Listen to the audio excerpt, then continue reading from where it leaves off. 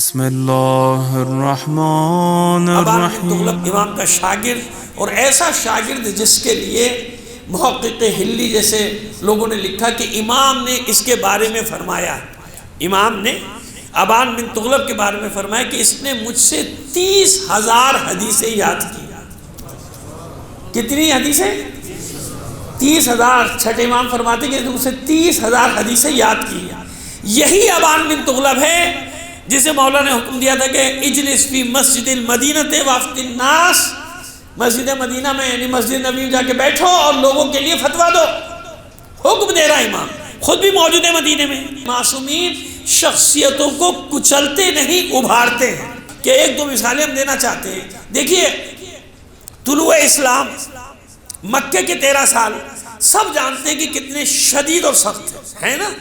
اس میں ایک بہار کا جھونکا آیا، اور بہار کا جھونکا یہ آیا کہ یثرب، جو اس وقت یثرب تھا اب مدینہ، اب میں مدینہ ہی کہوں گا، ٹھیک ہے نا۔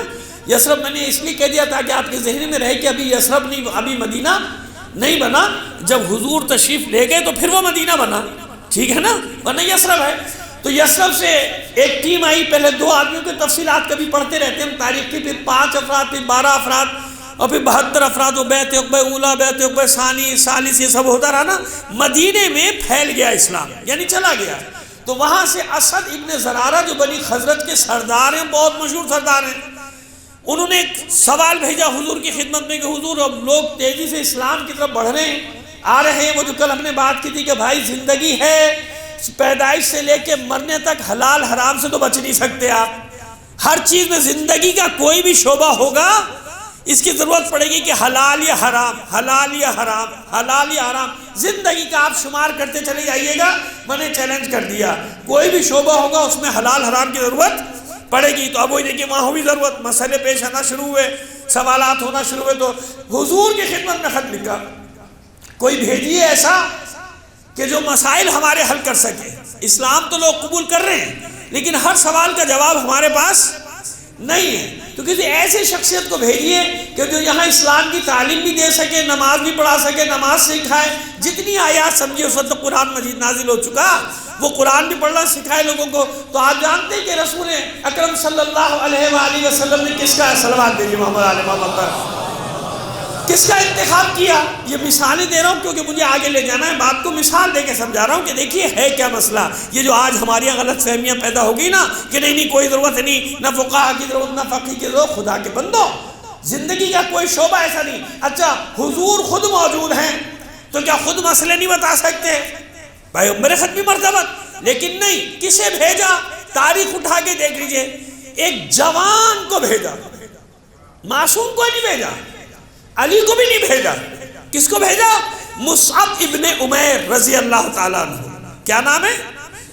مصعب ابن عمیر رضی اللہ تعالیٰ عنہ، صحابی رسول، جوان ہے، جوان، لیکن یہ اتنی تیزی سے اتنی انہیں یعنی تعلیمات کا حاصل کیا حضور سے، اس کو آپ انگلش میں کہتے ہیں کہ پک کیا اتنی جلدی چیزوں کو کہ حضور کو اتنا اعتماد ہے اس جہان پہ کہ اسد ابن زرارہ جو بزرگ ہیں وہ خط بھیج رہے ہیں کہ کسی کو بھیجیے۔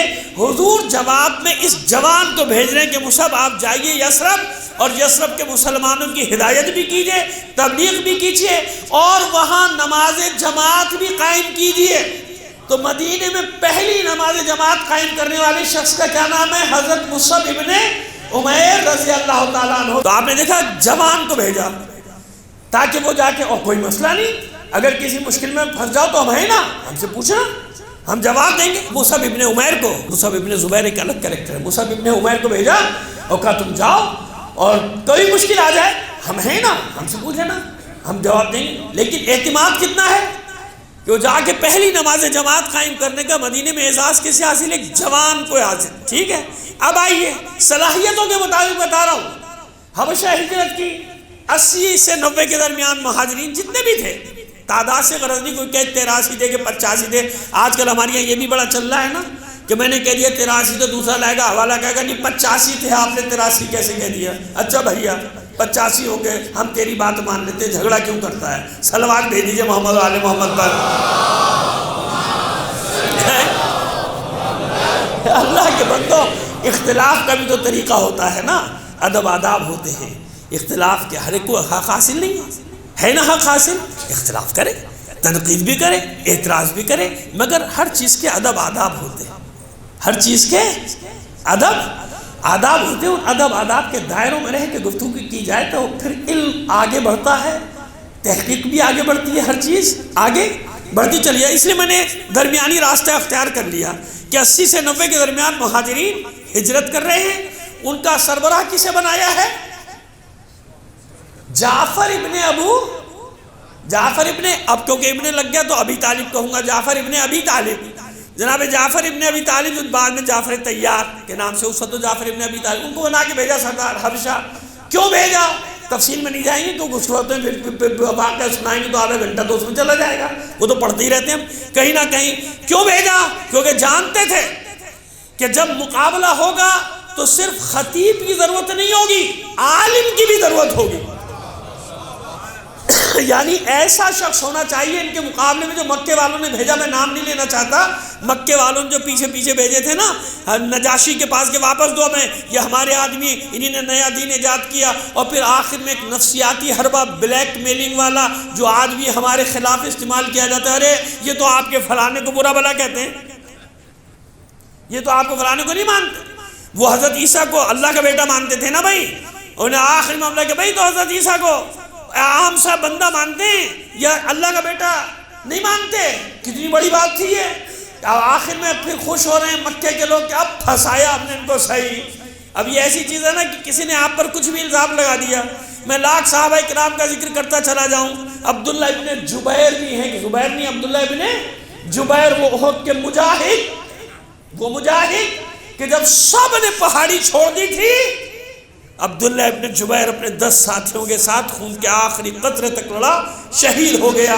تو خدا کے بندو، جنہوں نے گھاٹی چھوڑ دی، جنہوں نے پہاڑی وہ گھاٹی کا درہ تھا، وہ درہ چھوڑ دیا، اور جنہوں نے جان دے دی، کیا دونوں برابر ہو سکتے ہیں؟ یعنی آپ فیصلہ کیجئے، تو جب وہ دونوں برابر نہیں ہو سکتے کہ حضور کے حکم کے خلاف کیا ایک پارٹی نے کام، ایک پارٹی نے اپنی جان دے دی، تو دونوں برابر کیسے ہوئے؟ جب وہ دونوں برابر نہیں ہو سکتے تو پھر اہل بیت سے مقابلہ کیسا کرتے ہو؟ آل رسول سے مقابلہ کیسا کرتے ہو؟ میں نے ایک چھوٹی سی مثال دی، باقی مثالوں کو چھوڑیے پھر وہ بات آگے چلی جائے گی۔ تو کیوں بھیجا کہ یہ ٹیم گئی تھی، اس نے آخر میں یہ بلیک میلنگ والا حربہ استعمال کیا۔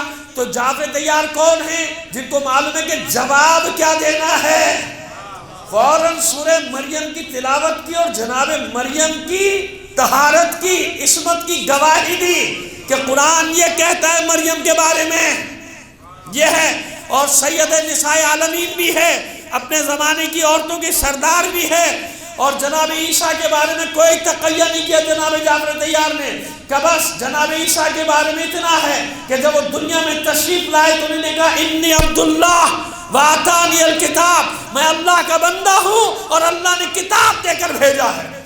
تو نجاشی نے اپنا عصا زمین پہ مار کے کہا تھا خدا کی قسم عیسیٰ اس سے زیادہ کچھ بھی نہیں جو جعفر کہہ رہا ہے۔ صلوات بھیجیے محمد آل محمد پر۔ یہ دو مثالیں میں نے کیوں دی؟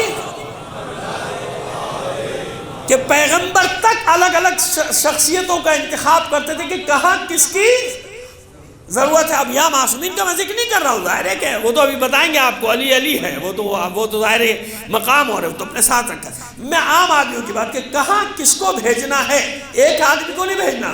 نتیجہ کیا ہوا کہ جناب جعفر طیار، اب تو جعفر طیاری کہیں گے، نام تو پہلے بتا دیا آپ کو، اب جناب جعفر طیار خطیب بھی ہیں، جانتے ہیں کہ کس انداز میں گفتگو کرنا ہے، اور بے خوف بھی ہیں، سب سجدہ کریں گے نجاشی کو، یہ کھڑے رہیں گے کہ نہیں اللہ کے سوا ہم کسی کو سجدہ کرنے کا حکم ہمیں نہیں، ہم نہیں کر سکتے۔ اسی پر نجاشی حیران رہ گئے تھے کہ میرے ملک میں پناہ لیے ہوئے یہاں پہ، اور اتنے دلیر اتنے بہادر، تو کچھ تو ہے نا، کچھ تو ہے جو اتنی دلیری۔ اور پھر اس کے بعد خطابت، پھر اس کے بعد آیات الہی کی تلاوت، سمجھ میں آیا کیا کر رہے ہیں اللہ کے رسول؟ شخصیتوں کو ابھار رہے ہیں، یعنی اگر کہیں کوئی صلاحیت ہے تو اسے ابھار رہے ہیں، کچل تھوڑی رہے ہیں، شخصیتوں کو فقیہ بنا رہے ہیں۔ حضور کی حدیث ہے کہ یہ فقہا، لفظ فقہا ہے جو آج اچھا نہیں لگتا کچھ لوگوں کے کانوں کو، کہ فقہا کہاں سے آ گئے، کب آ گئے۔ رسول کے زمانے سے تھے اور رسول نے خود بنائے. اور فقہا کے بارے میں کیا کہا کہ فقہا فصیل کی مانند ہے. کل بھی میں نے عرض کیا تھا تمہارے لیے کس چیز کی مانند ہے؟ فصیل. جیسے وہ قلعے کی گرد وہ شہر کے گرد فصیل ہوتی نا، یہ حفاظت کرتے ہیں تمہاری نظریات کی، عقیدے کی، دین کی، مذہب کی. یہ نہ ہو شگاف پڑ جائے گا، شگاف پڑ جائے گا، دشمن اندر گھس کے تم کو تہس نہس کر دے گا. اور آج کل یہی اندر گھسنے کی کوشش ہو رہی ہے کہ کسی طرح شگاف ڈالو، اس فصیل کو توڑو، فقہا کی فصیل کو توڑو، اندر داخل ہو جاؤ اور اندر سے ان کو تباہ کرنے کی کوشش کرو. لیکن اطمینان رکھو کچھ نہیں ہوتا. یہ اللہ اور اس کے رسول کا وعدہ ہے. جتنی مجھے فکر ہے نا، جس کا دین ہے اس کو ہم سے زیادہ فکر ہے. صلوات بھیجی محمد آل محمد پر.